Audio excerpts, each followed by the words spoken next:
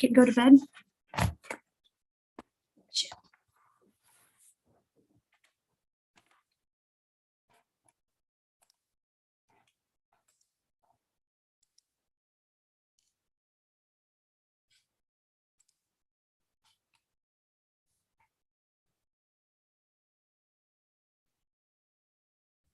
Thank you for joining us today. We will begin momentarily. Please, as you are preparing to enter the webinar, note that your microphone has been muted by the organizer. You may use the chat to ask questions during the program, and we do request that you please be respectful when making comments. My screen will be shared, and we will share videos and content through the chat. Again, thank you for attending. We will begin shortly.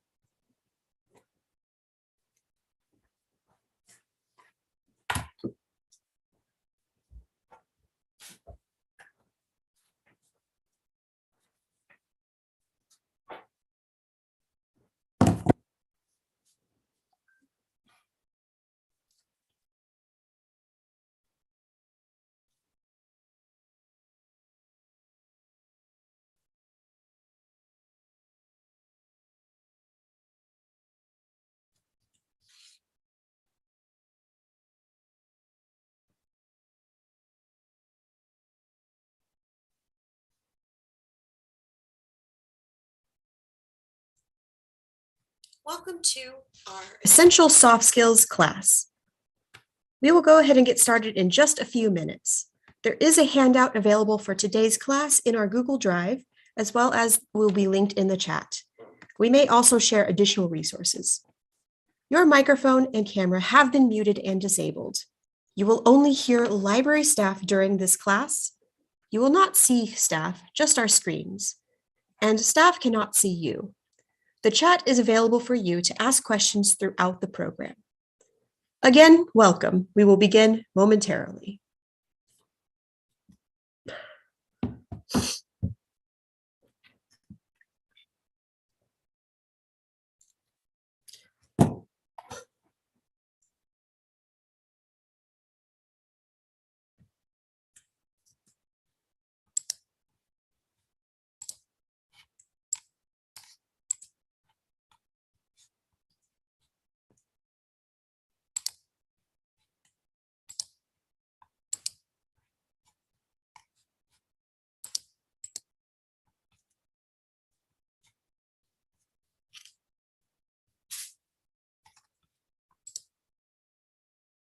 Once again, welcome to Job Seekers Toolkit, welcome to Essential Soft Skills.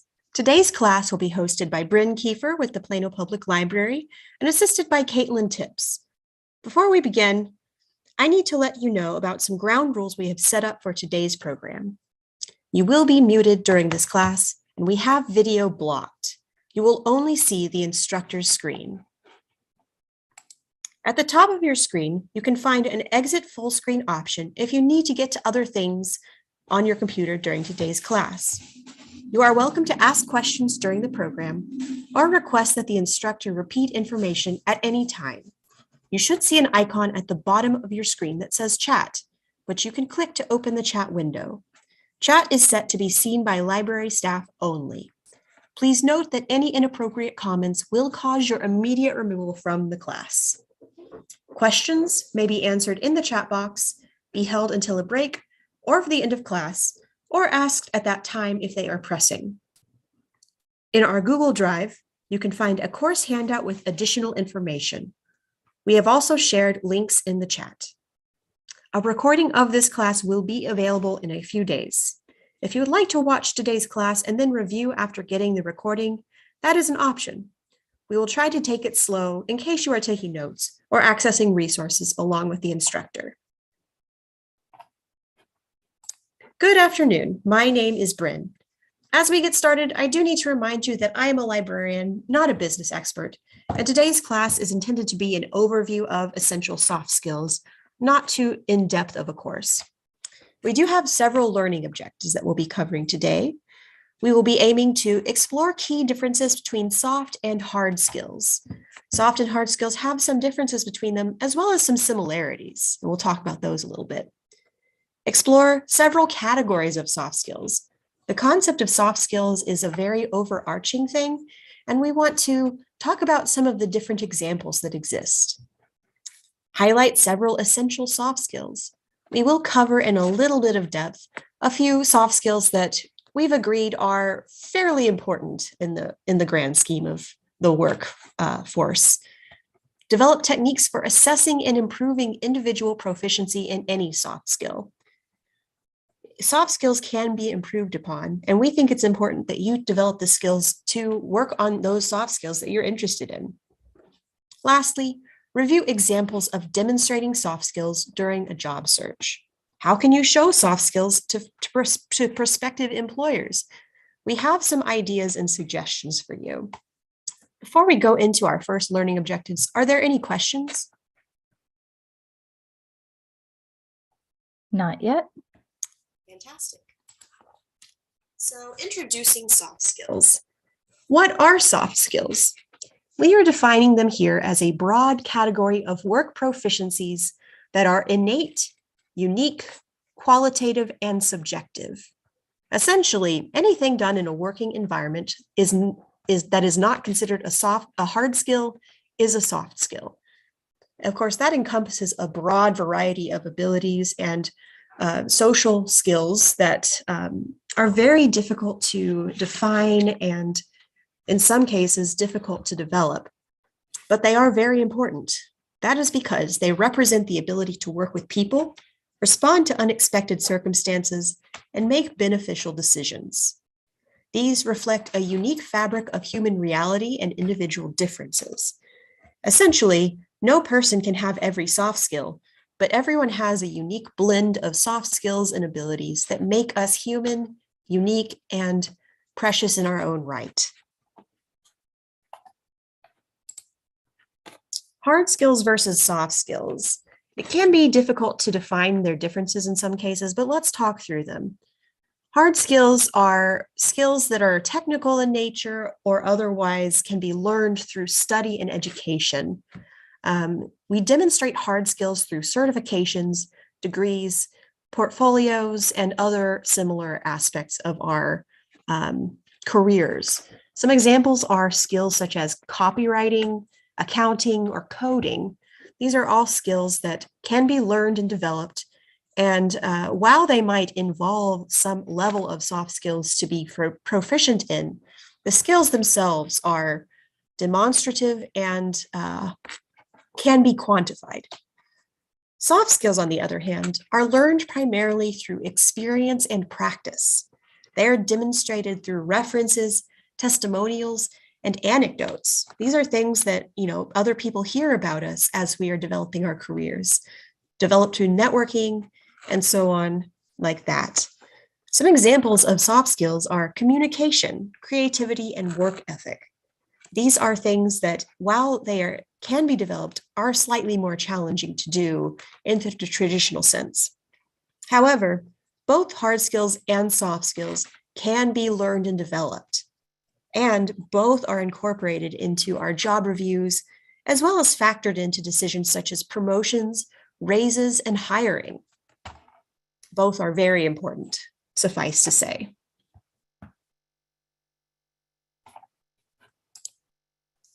We're now going to go over some different examples of soft skills. We've put together a broad variety of them, and this is really just a set of examples. There are certainly many more out there that could be considered soft skills. But these categories seem to sum up most of the ones that we had brainstormed. So, interpersonal skills to start. These are skills that help you work with other people. Most careers involve frequent or even constant interaction with other people. Working with customers and clients, interpersonal skills help you problem solve in order to achieve better outcomes. And when working with peers, interpersonal skills can help you build an effective and efficient learning and working environment. Some examples of interpersonal skills are teamwork, leadership, persuasiveness, and conflict resolution. Communication skills. These are skills that will help you convey ideas effectively. While they could be factored into interpersonal skills, that is not always the case, so it's worth considering them to be separate. They are necessary for effective presentations, emails, and conversations. And some examples include public speaking, written communication, verbal communication, and listening. Organization skills. These are skills that help you stay on top of things. In other words, what do you need to do to make sure everything you need to do gets done? Personal systems are often more effective than one-size-fits-all approaches, and developing those personal systems can be an organization skill all of its own. Some examples of organization skills include time management, planning ahead, and attention to detail. Response skills. These skills promote resilience. These skills contain a broad variety of abilities that involve how you respond to different circumstances that occur in your work life. They represent your ability to handle these unexpected circumstances, as well as respond to failure, challenge, and difficulty. These can include adaptability, stress management, openness to criticism, dependability, and self-sufficiency. Lastly, analytical skills. These are the skills that help you get things done. How independently can you develop solutions to hurdles in your work? Some of these analytical skills include resourcefulness, problem solving, critical thinking, and creativity.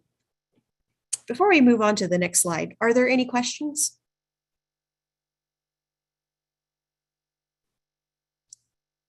Not yet. All right, excellent. We'll now be going into some examples of essential soft skills. The first one that we're covering today is leadership. This is defined in our case as the ability to persuade others to work towards a shared goal or vision. This may have various components in the form of other soft skills, but leadership exists as the synthesis of multiple skills working together. Some example behaviors that demonstrate or even develop leadership are listening actively to others and considering their ideas, operating with integrity and dependability, and offering feedback in a supportive and constructive manner. Leadership is something that's difficult to define and can be shown in many different ways. But when someone is in a role that demands the leadership, it's a make it or break it kind of soft skill. Verbal and written communication is another suite of essential soft skills. Communicating effectively and conveying ideas through words, both out loud and in text, is supremely important for many job roles. It includes a lot of different things. For instance, verbal communication involves potentially presenting to large groups persuasively, adapting to many styles of conversation, developing rapport with others easily. These skills within verbal communication have some differences, and a person doesn't necessarily have to be good at all of them. Written communication could include things like crafting thoughtful and informative emails, editing and proofreading public-facing materials, or creating technical manuals. The skills involved in each of these tasks are very different. But if you have one that's essential for your work, that's a skill that you'll want to develop for sure.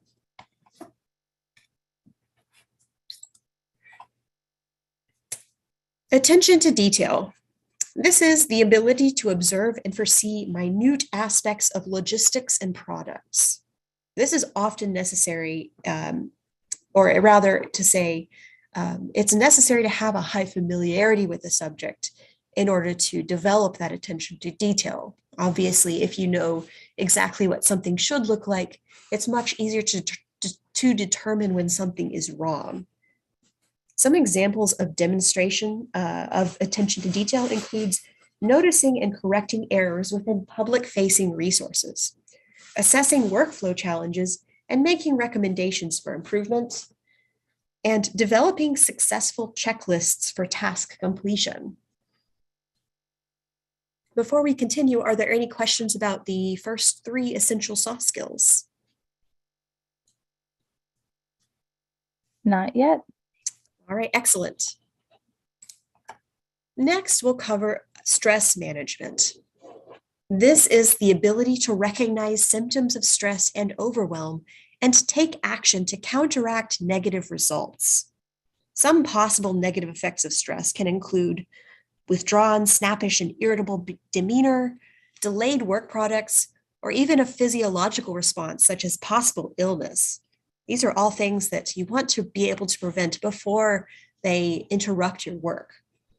Some example behaviors to demonstrate good stress management can include creating task lists to manage and prioritize a full plate, stymie negative knee-jerk responses to peers, and develop a good work-life balance, especially during high workload periods.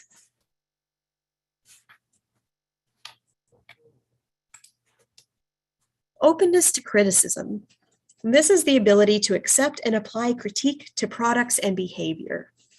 This also includes the ability to discern actionable criticism. In other words, if you receive criticism and after further reflection, realize that it's not really something you can change or even necessarily something you want to change, it's good to be able to discern that difference. Some examples of demonstrating openness to criticism include making an effort to improve a skill as recommended by a supervisor, tempering an emotional reaction to criticism from external customers, and work to make improvements as feasible. If you realize after an interaction that you could have done something a little better to maybe make that experience a little more positive, it's good to recognize that and implement that in your actions. Finally, filtering suggested edits to written work and applying them as you see fit. When we receive critique on written work products, it can be tempting to simply apply them as a blanket approach, but you'll want to make sure that they are actually things you want to change and not something that's a matter of personal style.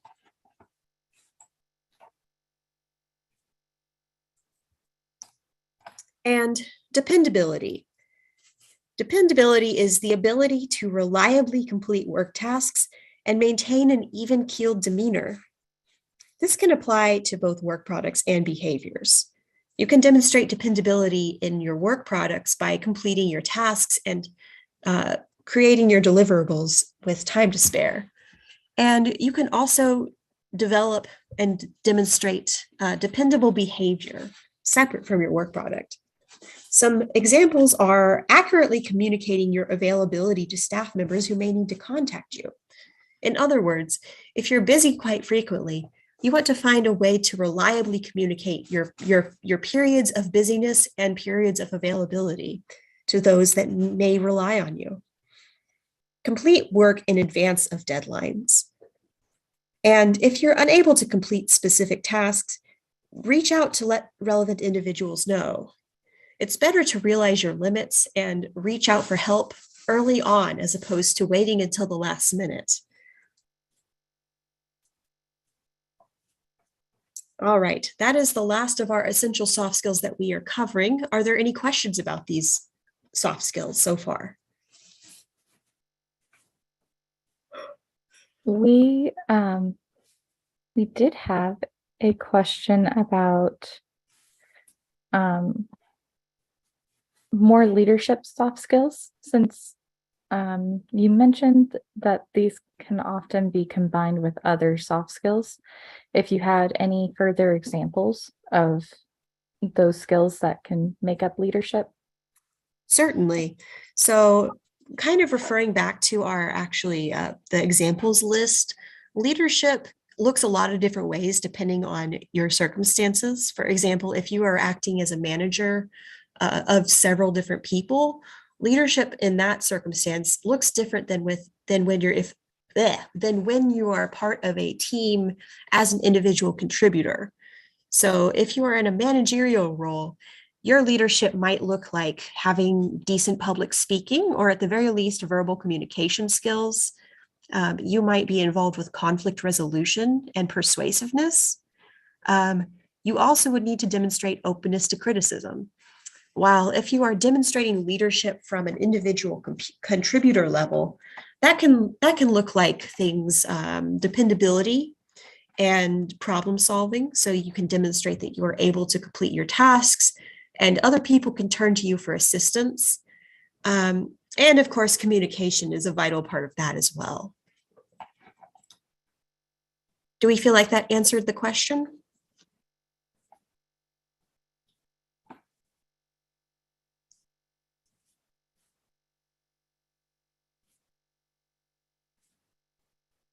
I believe so. Thank you. Of course. Let's move on to the next learning topic. Let's get back. Okay, so now we're going to talk a little bit about assessing and improving individual proficiency in any soft skill. When you're assessing a soft skill, there's a lot of different things you can do to determine how proficient you are at that skill. The first thing we recommend to do is to reflect.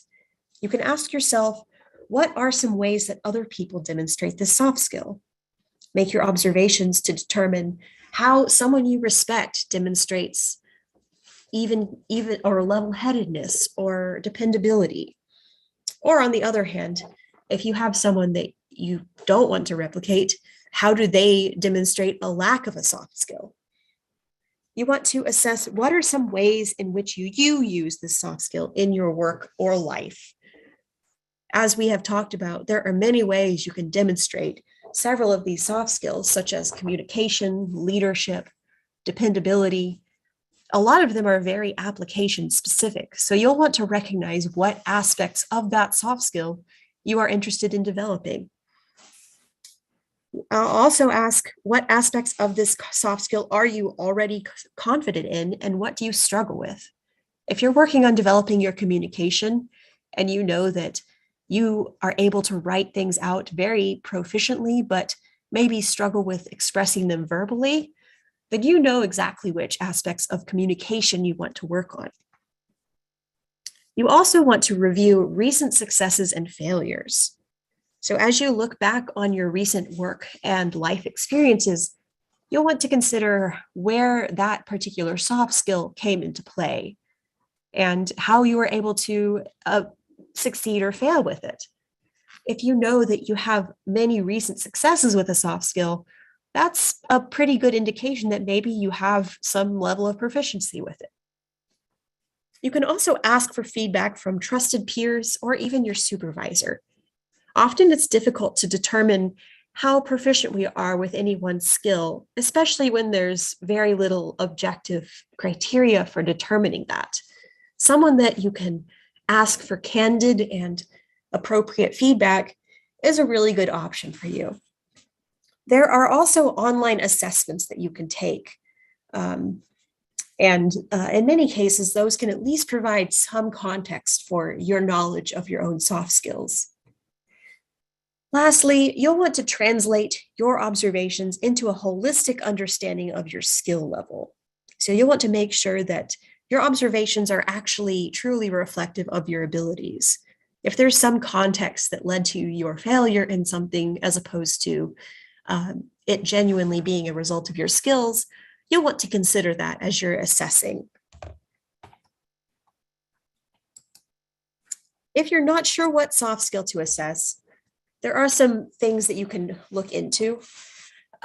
One aspect that you might want to do is consider your organizational and career needs and list out the most essential soft skills.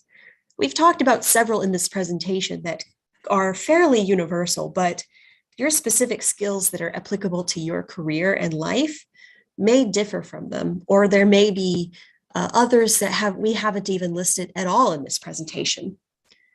If you still have no particular inclination, you might start with the essentials that we talked about here: leadership, dependability, communication, things like that we know most people in their jobs and lives may need to reference. Are there any questions about assessing soft skills at this time? Not at this time. Fantastic. Now we'll talk a little bit about developing soft skills. This is where it gets a little bit, oh dear, there was a loud noise in my computer. Hopefully that didn't disturb anyone else. There are some things you can do to develop soft skills, but it can be challenging because These are objective or subjective, unique skills that some people may have more innate ability than others to develop. Some things you can do to potentially improve soft skills include the following. You can start by committing to self-improvement. Making a promise to yourself regarding your future actions can be a really reliable way for you to act intentionally, consider how you are going to respond in circumstances where you need to use a particular soft skill, and furthermore, making that promise to yourself can create kind of a cognitive shift that will allow you to essentially rewrite your own cognition. You can develop an accountability partnership with a peer or friend. If somebody else that you know is also working to improve a soft skill, maybe not even the same soft skill, you can become accountability partners, have regular check-ins to talk about how you succeeded or how you felt like you failed at developing whatever skill you're interested in. Another thing to do is to break it down. By determining what specific actions you can take to improve a soft skill, you can then add those actions to your routine. It's one thing to say that you want to improve your leadership or your communication. It's another thing to say, to improve my leadership, I will take into consideration feedback from my reports, or I will write emails and proofread them before sending them. Having those specific actionable steps that you can take can really make it a lot less daunting to improve that soft skill. Another thing to do is to step outside your comfort zone. If you are in a situation that's new or a little bit unusual for yourself, this offers an opportunity to practice and allows you to develop a level of comfort with applicable situations. Lastly, consider pursuing learning opportunities. LinkedIn Learning, for instance, that's one of our database resources that we offer with your library card. It can be an excellent way to look into various soft skills and consider information from experts. Your work may also offer trainings and classes related to various soft skills. And lastly, there are many library materials that may assist with your development. And you can check out our handout to see what that might include.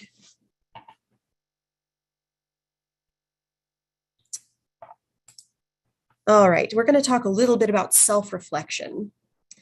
So when you're considering how you've been able to improve your soft skill, you'll want to ask some questions such as, what helped me to develop this soft skill? Where did I succeed in following through? Where did I fail? And what is missing from my routine? This is something that you can refer back to throughout the process as you consider, say, weekly or monthly, how your progress in improving your leadership or dependability or critical thinking soft skill are.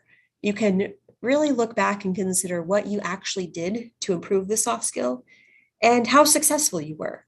And from there, you can make adjustments to your routine, consider whether you have improved to your liking and are ready to put it into practice, or determine if it's not working at all and you need to completely revamp your routine.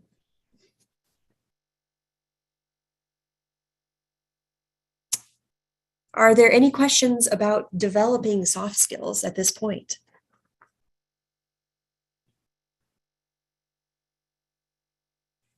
Not at this time. Fantastic. Okay, next we are looking at demonstrating soft skills during a job search. And once again, this is a very broad overview of the topic with just some examples of how you might do this. This is an opportunity to get a little bit creative with how you consider your own applicability to the situation. Some general rules, though, as with writing, you want to look at showing as opposed to telling. It's one thing to say that you are an effective communicator and a good leader. It's another thing to demonstrate that through actions, accolades, anecdotes, and other things that are genuinely demonstrate that through your results. It's also important to remember that no one is good at every soft skill. It's just one of those things where we are all human with our individual strengths and weaknesses. It's important more than anything to recognize that no one's expecting you to be perfect. And by recognizing your areas of weakness, that can actually be a really good set of introspection in itself. What you want to do with your job search is demonstrate expertise in your specific relevant soft skills. So some examples. During your general communications with an organization, this is where first impressions and scheduling first meetings come into play. Organizations will be looking at how you conduct yourself when communicating with strangers. Chances are it's going to be a hiring manager or perhaps an admin reaching out to you, likely via phone or email, to set up that first interview or a phone interview of some kind. If your interaction with that individual is particularly easy or difficult, that might be noted and applied to your overall assessment. This is also relevant for reaching out to references. By the time you get to the point where the organization is actually contacting your references, this should have already happened. If the organization does contact your references, chances are they will be asking about soft skills specifically. It's easy enough for you as an individual in your resume and interview to highlight areas of concrete success in your work, but it's another thing to ask how you were to work with. That's something that the references on your list will most likely be carrying the large share of. Some skills to highlight in this portion of the process include verbal communication and also possibly written communication. This includes arranging interviews and discussing the basics of position. And they may make a note if you are friendly to speak with as a professional stranger. Adaptability. If you are able to make arrangements to attend an interview, that can be a really good reflection on you. You'll also want to make a point of asking relevant questions as you are setting up those arrangements, as that will indicate some amount of attention to detail. And lastly, assertiveness. By being able to set boundaries and indicate when you're not available, that can actually demonstrate some level of assertiveness as you are setting up these professional relations. Okay, in your resume and cover letter. So this is your career at a glance. This is where hiring managers spend minimal time. They spend a very small amount of time on these documents in comparison to what we would think with regard to how long we spend on them. In an accomplishments-based documents, soft skills should mostly be highlighted based on the accomplishments and the tailoring of the document itself. That is to say, if you are hoping to demonstrate attention to detail and written communication, the document itself should be precise and pristine in its nature. And of course, when it comes to highlighting accomplishments, you don't want to mention that you will have strong skills in a soft skill. You want to mention accomplishments that demonstrate that, such as rather than demonstrating public speaking skills, mention that you have given X number of presentations at conferences or something similar to that.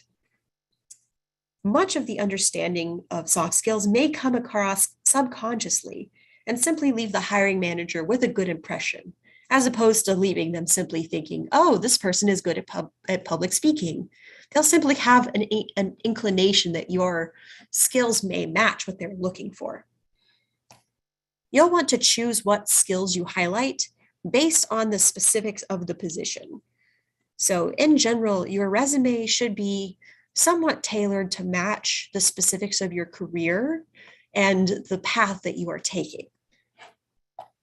Some skills that you can focus on highlighting in your resume and cover letter include, of course, written communication, since your cover letter in particular should clearly explain your reasons for the interest in the position and be persuasive. Your document should demonstrate an attention to detail. They should be free of grammatical and formatting errors, and adhere to any specific documents requests. For instance, there may be some organizations that specifically request you don't include a cover letter or references in any form. If you are told not to include something, that should be something you follow. Critical thinking may be demonstrated as well. So if you've tailored your resume to this position, for instance, if you're switching careers, you can use this to demonstrate both creativity and critical thinking by demonstrating how the skills that you have developed in your original career may be applicable to your new one. And lastly, accomplishments related to your personal skills should be included. So for instance, if you received a grant for continued research, this suggests good written communication, problem solving, and engagement. While if you created and presented training to hundreds of employees, this suggests good leadership, attention to detail, public speaking, creativity, adaptability, and verbal communication. So your specific accomplishments really demonstrate where your strengths lie. Any questions about those first two aspects before we move to interviews? We do have an interesting question in the chat. The question is, how can one know what skills can be omitted from learning or maybe investing time in working on, at least for the time being, and why? Does that make sense? So which skills can be omitted from learning, as in which skills you should not bother or prioritize, learning? I think. Okay, so this is more about prioritization. Mhm. So that is really going to depend largely on I'm going to move all the way back to the skills list. It's going to depend a lot on what your specific career goals and job skills need. It's going to depend a lot on your assessment of what is necessary within your career. Let me see here. Looking at an example, for instance, if your work primarily deals with, let's say it's not a public facing role. So perhaps your role is more as an individual contributor without the need to interact with customers. Something like public speaking may not be as relevant for that position as something like attention to detail and self-sufficiency.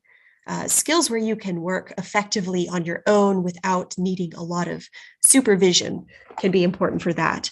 In contrast, if you're looking at roles that involve managing people, interacting with customers, or otherwise interacting with individuals, skills that fall under interpersonal skills can be more important.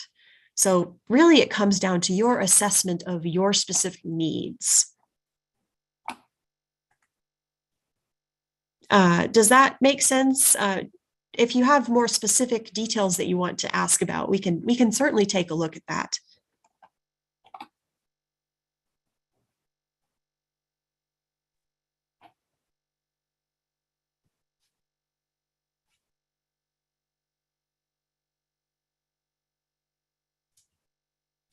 I think that helps, but I'll update you if there's anything else in the chat. Okay, feel free to continue asking questions. We will have some time for questions at the end of the presentation. Let me get back to the interviews portion, and we will continue. So the interview is really the opportunity to present your whole self.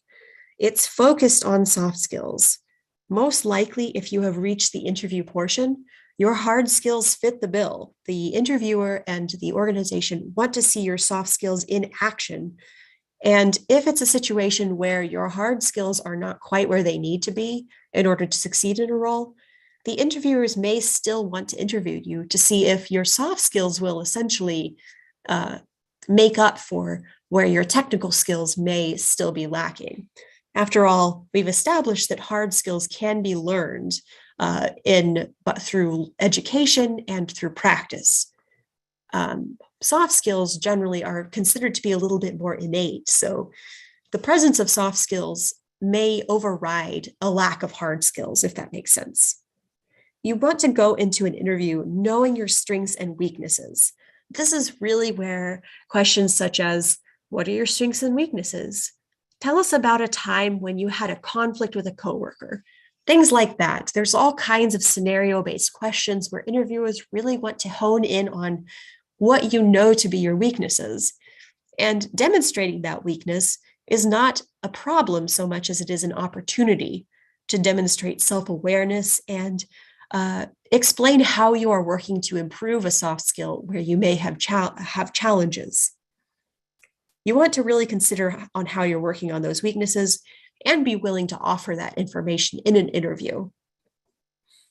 You want to prepare examples of past experiences that both highlight your strengths as well as your weaknesses and areas of growth.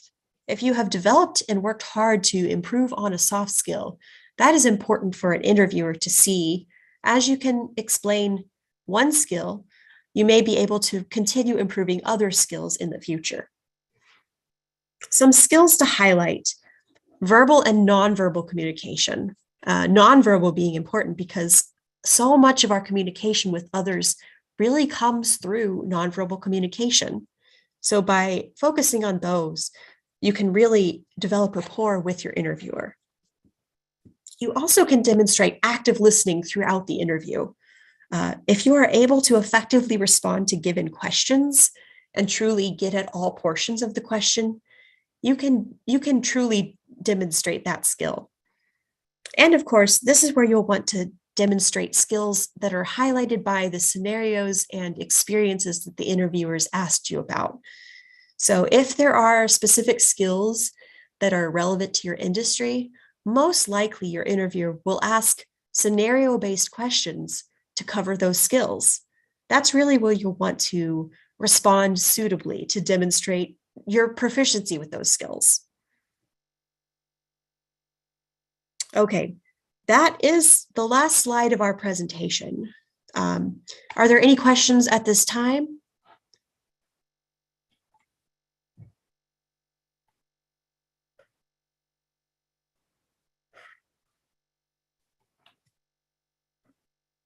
Not at this time. All right, we will have a few minutes of wrap up if you want to go ahead and type questions in the chat. If I can make it go to the next slide, that would be good. There we go. We do have some additional upcoming programs that are relevant to this topic and similar. We have next Friday at 2 p.m. or yes, next Friday. We have winning resumes and interview skills. And then on March 8th, we will have a LinkedIn for Business series that will start weekly. All recordings are posted to YouTube afterwards, so if you're not available, you can always watch it after the fact at your convenience. We also have previous presentations available on our YouTube as well, including Navigate Job and Career Options and the Job Seekers Toolkit series, which is 4 programs related to all about preparing documents, preparing for the interview, completing follow-up tasks, and more. And you can see our YouTube channel for all of our virtual program recording archive. All right, this is the last opportunity for questions.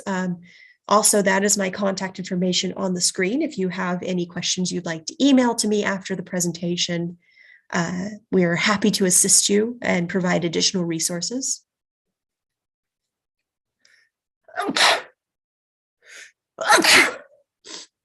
Bless you. Oh no, could you hear that? Sorry. I thought I muted my mic. I'm sorry. Are there any questions before we wrap up for the day?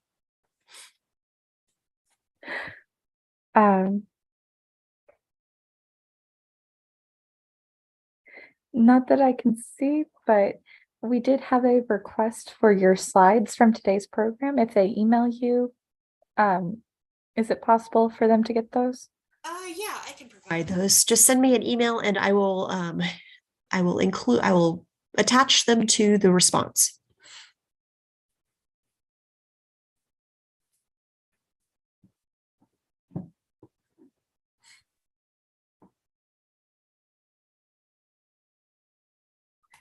As a reminder, thank you again for attending today's program. When you do exit this virtual class, we do have a survey that we would appreciate everyone filling out. And again, just as a reminder, there will be a recording of today's program on our YouTube channel.